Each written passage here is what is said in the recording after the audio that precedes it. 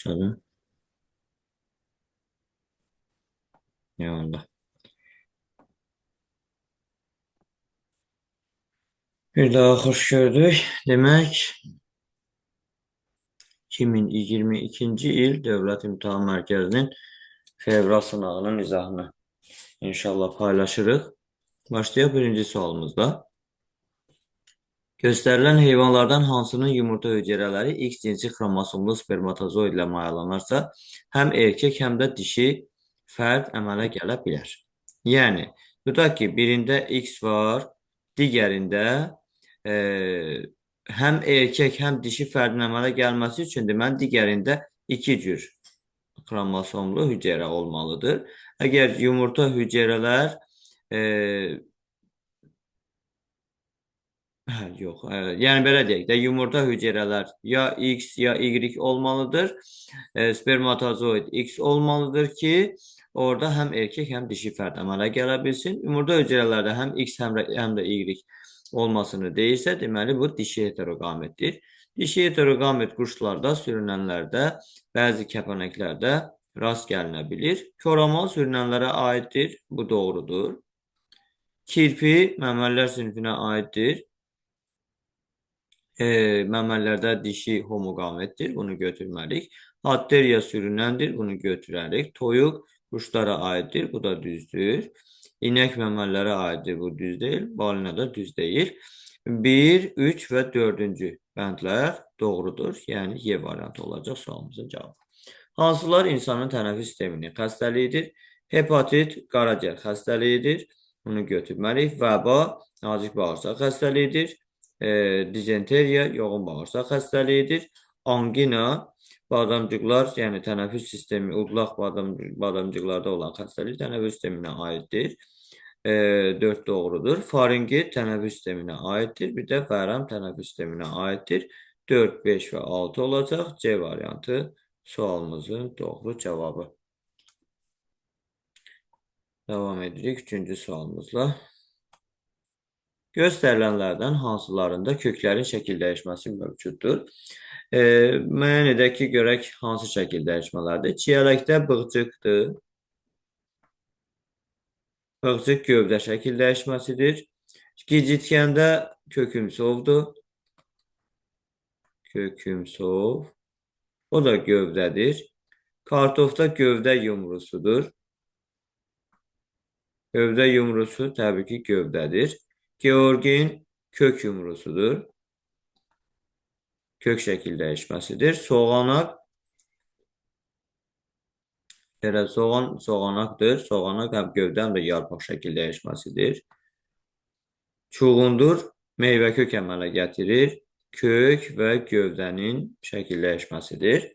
Və indi baxaq ki, köklərin şəkil dəyişməsi mövcuddur.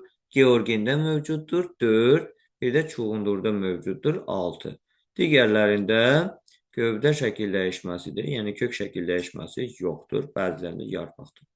Yəni doğru cavabımız A variantı olacaq.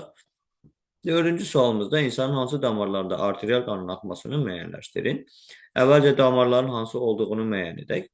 Bir damarı ürəyə gələn damardır. Qanı ürəyə gətirən. Yəni bu aşağı boş venadır. Aşağı boş vena. İki damarı ürəkdən çıxıb bədənə gedəndir. Yəni arteriyadır. Bədən arteriyası, belə deyək, akciğer arteriyası deyil, bədən arteriyası. 3 damarı, bu da yəni başa gedən ola bilər damar olsun, yəni və yaxud yuxarı ətraflara gedən damar olsun, o da bədən arteriyasıdır. Ürəkdən çıxandır. 4, ürəyə gələndir, yuxarı boş vena olacaq. Sonra elə 3 dənə damar göstərilib. İndi bizdən nə istəyir? Arterial qanın axması. Aşağı yuxarı boş venada venoz qandır bildiyimiz kimi. 2 ilə 3-də arterial qan axır və ona görə doğru cavabımız olacaq C variantı. Davam edirik. Növbəti sualımız 5-ci sual.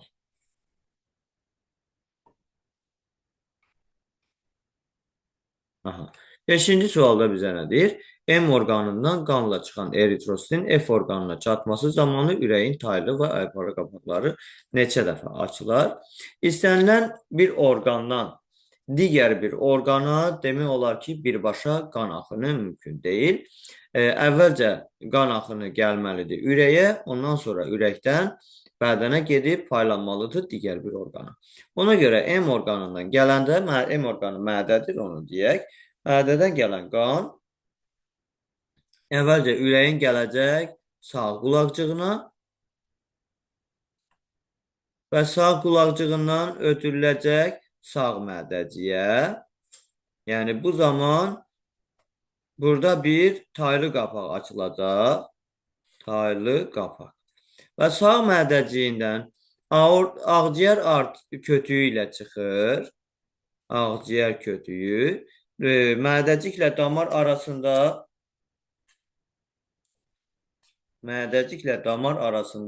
aypara qapaq olur. Deməli, aypara qapaq burada qeyd elədik. Və ağciyər kötüyündən gedir ağciyərə. Ağciyər. Və ağciyərdən yenidən qayıdır sol qulaqcıq. Sol qulaqcıqdan sol mədəciyə.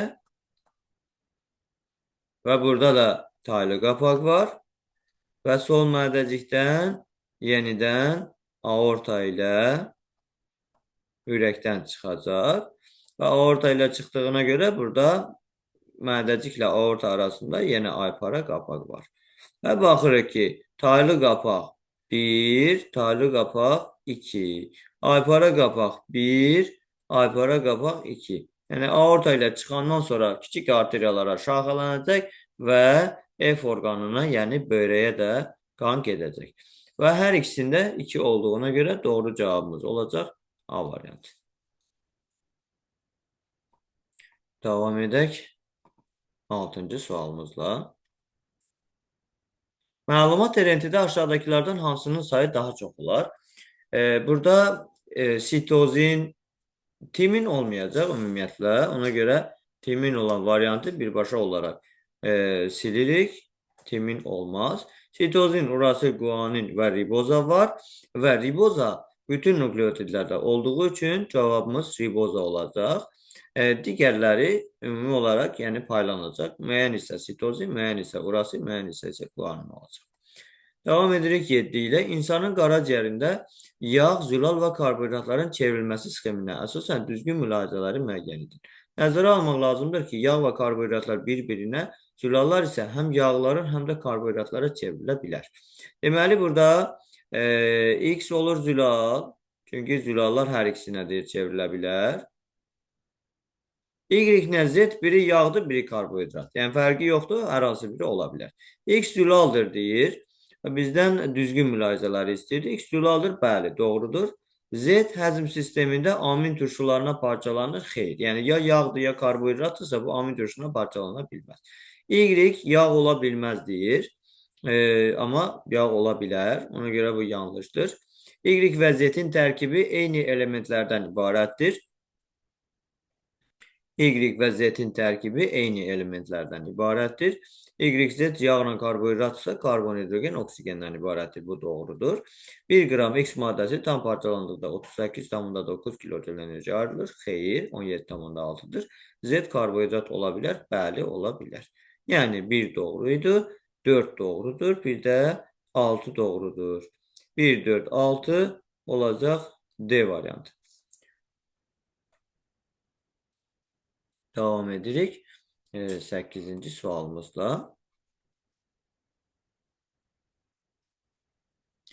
Suda quruda yaşayanların baş beyin şöbələrini müəyyən edin. Yəni, bu tipli, yəni beyinlə bağlı suallarda bir kiçik bir ipucu verəcəm ki, burada hissələri necə müəyyən edək. Yəni, bəzən şəkli elə qoyurlar ki, uzunsol beyin solda, ön beyin sağda, bəzən əksinə qoyurlar.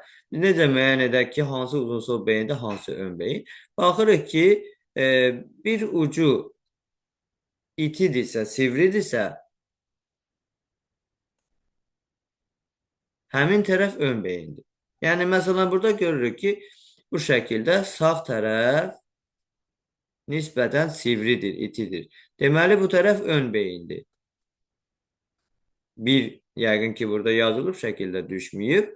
Bura ön beyindir. Digər tərəf 5 yazılan tərəf görürük ki, nisbətən qalındır. Sanki yarıdan kəsilib, enlidir, belə deyək. Enli olan tərəf uzunsov beyindir. Yəni, biz burada 5-i uzunsov beyin olaraq götürürük və 5 baxırıq ki, uzunsov beyin olan ancaq D variantında göstərilir. Ona görə sualımızın doğru cavabı D variantıdır. Və həmçinin də məsləhət görərdim ki, dərslikdəki bütün şəkillər, yəni mövzularda, materiallarda olan bütün şəkillərə diqqət olunsun. Eynilə də suda quruda yaşayanların beyinlərinin şəkli mövzuda göstərilib və hissələr yadda saxlanılsa, hər bir hissəni biz orada taparaq cavabı müəyyən edə bilərik. 9-cu sualımız. Hüceyrə nəzəriyyəsi aid edilə bilməz. Təbii ki, viruslara aid edilə bilməz, çünki viruslar hüceyrədən təşkil olunmayıb. B variantı olacaq sualımızın doğru cavabı. Xlamidomonadanın cinsi çoxalması zamanı əmələ gələn qamət, ziqot və yeni yosunların saylarının cəmi 70 olmuşdur. Deməli, xlamidomonadanın cinsi çoxalması zamanı 2 qamət birləşir, bir ziqot yaradır. Bir ziqotdan 4 zoospor əmələ gəlir və 4 zoospordan da 4 yeni fərd yaranır. Ardıcıllığı mütləq yadımızda saxlamalıyıq. Əgər qamət, ziqot və yeni yosunların sayları cəmi 70-dirsə. Məsələn, biz əgər qaməti 2x götürsək, ziqotu x götürsək, yeni fərdləri 4x götürsək, cəm bərabərləşdirsək 70-ə, buradan 7x bərabərdir 70, x bərabərdir 10 olacaq. Deməli, 10 dənə ziqotdursa, bu prosesdə 2x-imiz qamət idi. 2x bərabərdir 20. 20 qamət prosesdə iştirak etmiş olacaq. Sualımızın doğru cavabı olur Y variantı. Bunu silirik və davam edirik 11-ci sualımızla. Təkamül prosesində ilk dəfə olaraq hansı dövrdən başlayaraq heyvanlar atmosfer oksigeni ilə tənəffüs edə bilərdilər? Və burada heyvanların quruya çıxdığı dövr silur dövrüdür və silur dövründə mollusklarla buğumayaqlar quruya çıxmışdır və hava ilə tənəffüs orqanları meydana gəlmişdir. 11-ci sualımızda doğru cavabımız A variantı olacaq. Davam edirik növbəti, yəni 12-ci sualımızda. 12-ci sualda nədən bəhs olunur? Deyir ki, şüşə üzərində olan şirin su damlaları öz aralarında su körpücüyü ilə birləşir.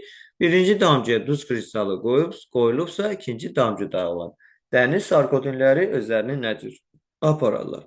Burada məsələ diqqət olunacaq yer dəniz sarkotinləri sözüdür. Dəniz sarkotinləri dediyinə görə dənizlər duzlu sulardır. Duzlu sulardırsa, deməli orada yaşayan canlı duzlu suyu xoşlayacaq və duzu sevəcək, belə deyək, istəyəcək. Ona görə əgər dəniz sarkotini buradadırsa, birincidə duz damlası qoyulsa, yəni duz qoyulsa damlanın içərisinə, o birinci damlaya doğru hərəkət edəcək. Buna görə baxaq, dərhal hər üç damcı arasında bərabər miqdarda paylanır, xeyr. Bir hissəsi 1-ə, digər hissəsi 3-ə, xeyr. Öz yerində qalarlar, xeyr. Üçüncü damcıya, xeyr. Birinci damcıya doğru hərəkət edərlər. Y variantı olacaq. Doğru cavabımız, yəni duz hardadırsa, onlar duza doğru gedəcək. 13-cü sualımız. İnsanda xarici və daxili sekresiya funksiyasını yerinə yetirən vəzilər, yəni qarışıq vəzilər nəzərdə tutulur. Qarışıq vəzilər də yumurtalıqlardır. Y variantı doğru cavabımız. Hansı mülahizə 14-cü sualımızda, hansı mülahizə Jean-Baptiste Lamarck'a məxsus deyil? Faydalı əlamətlər irsən nəslə ötürülür. Bu, ona aid olan fikirdir. Növlər dəyişməz və sabitdir. Bu, ona aid deyil. Bu, Karoliniyə aid idi. Doğru cavab B-dir. Canlılar sadədən mürəkkəbə doğru inkişaf edir. Bu, doğrudur. Uyğunlaşmaq üçün orqanizm daim məşq edir. Bu da doğrudur. Dəyişkənlik tərəqqiyə doğru olan daxili meyllərlə bağlıdır. Bu da Lamarck'ın fikirlerinden biridir. Və 14-cü sualımızın doğru cevabı B variantı oldu. Baxırıq 15-ci sualımıza. Əgər kələm çiçəyinin quruluşu zəncirotu çiçəyinin quruluşu ilə eyni olsaydı. Kələm çiçəyi bilirik ki, kələm xaç çiçəklər fəsiləsinə aiddir. Yəni K4, L4, Y4 üstə gələk 2, D1-dir. Zəncirotu mürəkkəb çiçəklər fəsiləsinə aiddir. K0, L5, Y5, D1 çiçək düsturuna malikdir. Və baxaq. Erkəkliklərin və dişiciklərinin sayı artardı. Dişicik dəyişməzdi. Erkəkcik azalardı, dişicik dəyişməzdi. Ona görə A bəndi yanlışdır. Ləçəklərin sayı kasa yarpaqlarının sayına bərabər olardı. Xeyr, kasa yarpağı 0 olduğuna görə bərabər olmazdı. Yumurtalıqlarının sayı yumurtacıqlarının sayına bərabər olardı. Burası doğrudur. Bəli, çünki zəncir otunda toxumca meyvə bir toxumludur. Yumurtalıqla yumurtacıq sayı bərabərdir. Amma xaç çiçəklərdə buynuz meyvə olduğuna görə onlarda yumurtacıq sayı daha çoxdur. Kasa yarpaqlarının sayı artardı. Xeyr, kasa yarpağı 0 olardı. Çiçəkləri bir cinsli olardı. Xeyr, elə iki cinsli olaraq qalardı. Və doğru cavabımız C variantı olur 15-də. 16-cı sualımızda spermisi yumurtacığa daxil olan bitkilər bitkilərdirsə, burada çılpaq toxumlular olacaq.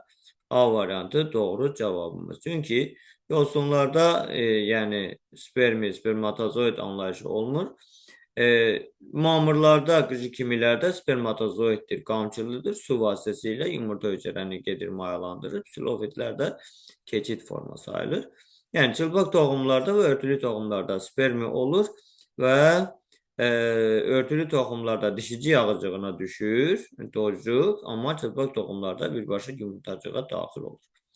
17-ci sualımızda insanda təbil pərdəsinin titrəməsi bilavasitə nəyə səbəb olur?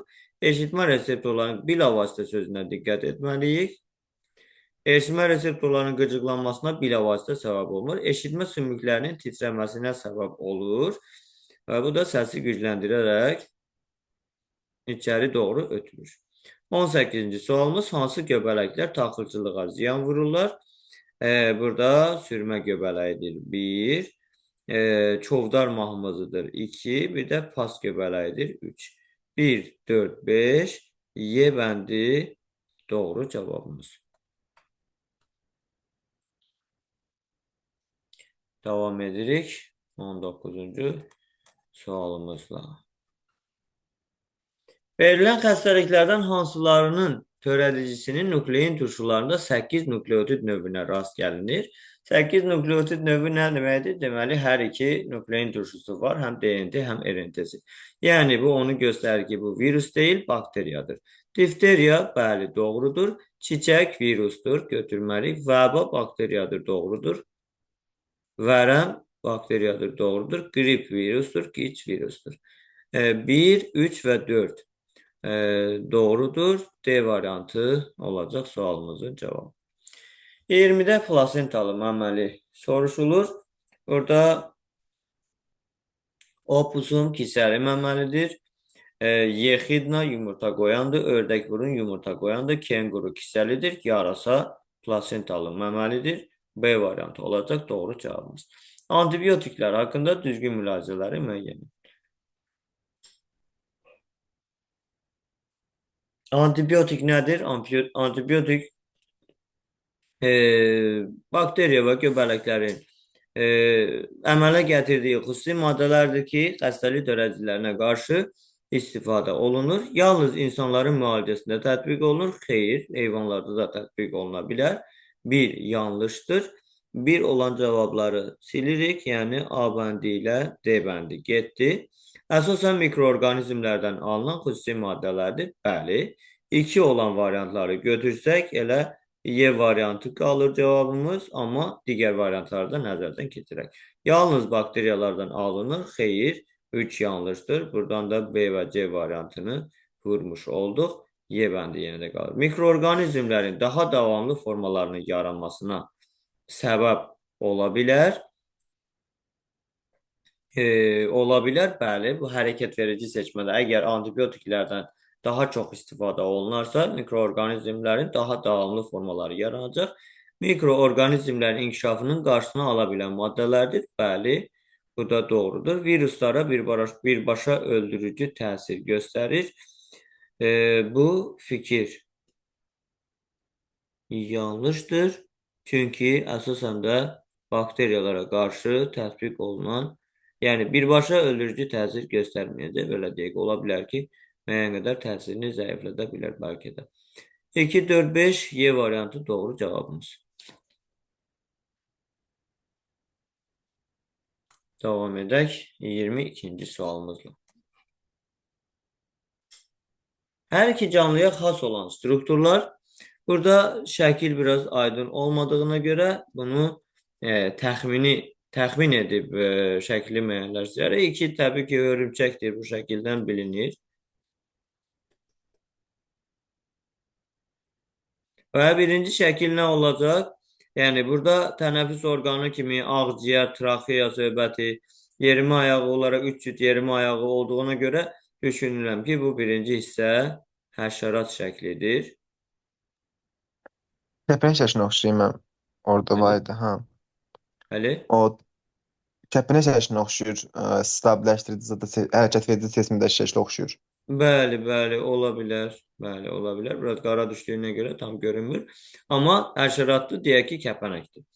Burada hər iki canlıya xas olan deyir. Maddi giborları həm hörümçək kimilərdə olur, həm həşəratlarda olur. 1 deməli doğrudur. Ağciyərlər həşəratlarda olmur. Traxeyalar hər ikisində olur. Tor vəzləri ancaq hörümçəkdə olur. 3 cüt yerimi ayağı ancaq həşəratda olur. Buğumlu ətraflar hər ikisində olur. Və 1, 3, 5, 1, 3, 6 olur doğru cavabımız. Yəni D variantı. Davam edirik 23-cü sualımızla. 23-də qrafik məsələdir. Topluda bu tipli suallar elə bilirəm ki, olurdu. Ovulyasiyaların sayı 416-dır. Yəni biz bilirik ki, 28 gündə normalda əgər aybaşı sikli baş verirsə, 365-i 28-ə bölürük. İl ərzində təqribən 13 ovulyasiya düşür. 1 il 13. X-ə 416. X bərabərdir. Deməli, 3 dəfə, o da 2. 32.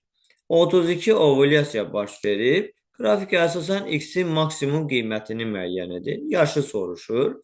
Yəni, bilirik ki, 10-12 yaşından aybaşı sikli başladığı üçün biz ya 32-nin üzərinə 10 gəlməliyik, 42 edəcək, ya da 32-nin üzərinə 12 gəlməliyik, 44 edəcək. Və bizdən də maksimum qiymətini soruşduğuna görə cavabımız olacaq 44. Davam edirik 24-cü sualımızla. Şəkildə əks olunan canlılardan yalnız birinə aid olan xüsusiyyətləri seçin. Burada daxili skeletə malik olma hamısında var. İsti qanlılıq ikisində var. Qanın tənəffüs orqanından bilavasitə ürəyə qayıtmaması, bu ancaq balıqda var, bunu götürərik. Skeletində döş sümüyünün olmaması, bu da ancaq balığa aid olan xüsusiyyətdir. Embrional dövrdə borulu sümüklərin əmələ gəlməsi, bu bir neçəsində var. Yəni, qurbağadan başqa, qurbağa deyən balıqda yoxdur. Qurbağa digərlərində də, quşlarda, fildə, həmçinin də timsahda ola bilər. Bunu götürməliyik. Ürək boşluğunda bir növ qanın olması, o da balığa aid olan xüsusiyyətdir. Yəni, 3, 4, 6 olacaq sualımızın doğru cavabı.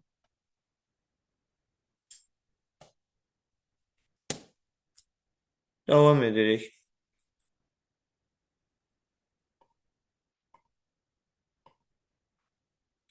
25, 26, 27-ci suallarla. Deməli, 25-ci sualımızda X bitkisi meyvəsi çox toxumlu, çiçəyi sadə çiçəkyanlıqlı və saplaqlı. Yəni, sadə çiçəkyanlıqlı deyirsə, ya taxıllardır, ya zambaqlardır. Əgər meyvəsi çox toxumlu deyirsə, bu taxıllar ola bilməz. Çünki taxıllarda dəm meyvədir. Dəm meyvə də bir toxumludur. Keçək zambaqlara. Əgər meyvəsi çox toxumludursa, gilə ilə qutucuq meyvə ola bilər. Çiçəyi saplaqlıdırsa, deməli sadə salxım. Buğda olmaz. İnci çiçəyi ola bilər. Yəni, gilə meyvə çox toxumlu meyvədir, həm də sadə salxımdır. Alma sadə çiçəkyanlıqlı deyil. Kələm sadə çiçəkyanlıqlı deyil. Soğan buna uyğun gəlir. Yəni 2 və 5 olur sualımızın doğru cavabı. Sahibini dəyişərək inkişaf edən qurdlar. Aklanlar ilə parazit deyil. Exinokok, bəli. Qaraciyər sorucusu, bəli. 3. İnsan askaridi bir sahibi olur. Sahibini dəyişərək inkişaf etmir. Öküz soliteri, bəli.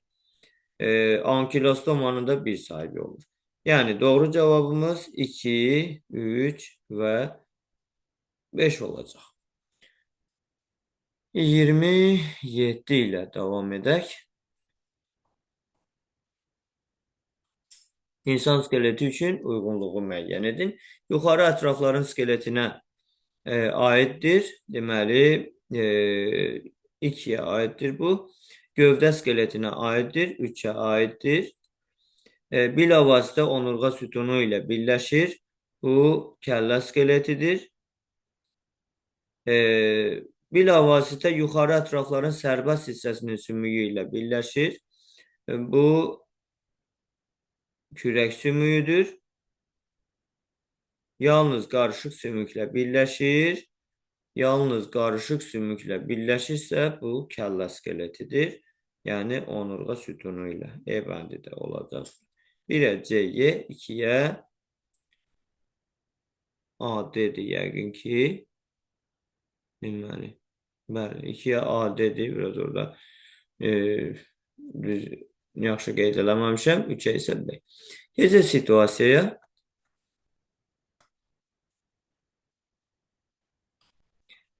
Demək, situasiyada nədir? DNT molekulunun bir hissəsində ölçüsü guanin azotlu əsasının ölçüsünə bərabər, təqribən bərabər deyək. Azotlu əsasın olmadığı, yəni AD'nin olmadığı müəyyən olunub. AD'nin yoxdursa, deməli guanin, sitozin və timin var. Yəni, DNT molekulunun, yəni burada gen söhbəti olmasaydı, biz AD'nin olmadığı şərtində timinin də olmadığını götürərdik. Amma yəni bir genində dediyinə görə biz zəncirə əsasən götürərik. Guanin, sitozin, timin var və transkripsiya həyata keçirilsə, burada sitozin, guanin və AD'nin nukleotidlərindən ibarət məlumat erintisi zənciri yaranacaq. Üzünün köçürülməsində neçə növ və hansı nukleotidlər iştirak edər? 6 növ iştirak edəcək nukleotid, yəni DNT-də olan 3 növ, bir də RNT-də olan 3 növ. 6 növdə hansılardır? DNT-dəki guanin, sitozin və timin, RNT-dəki sitozin, guanin və adenin. 29-cu sualımız üçün desək, bu DNT genində maksimum neçə növ triplet ola bilər? Və bu tripletlərin tərkibində hansı nukleotid iştirak etməyəcək? Yəni, qaydamız belədir ki, müxtəlif tripleti tapmaq üçün müxtəlif nukleotid sayını əsasda yazırıq. Yəni, 3 nukleotiddirsə 3-ü yazırıq əsasda. Neçə-neçə birləşirsə, onu da qüvvətdə yazırıq. Yəni, 3-3 birləşirsə 3 üstü 3 yazırıq. Bərabərdir 27. Və hansı olmayacaq? AD'nin demişdik ki, yoxdur. Yəni, AD'nin iştirak etməyəcək. Həmin genin nisbi molekul kütləsini hesablayın. 40 triplet varsa, hərəsində 3 nukleotid var. 40-ı vurarıq. 3-ə eləyəcək. 120, bunu da vurarıq 300-ə. Çünki bir nukleotidin kütləsi 300 atom kütlə vahididir. Bu da edəcək 36.000.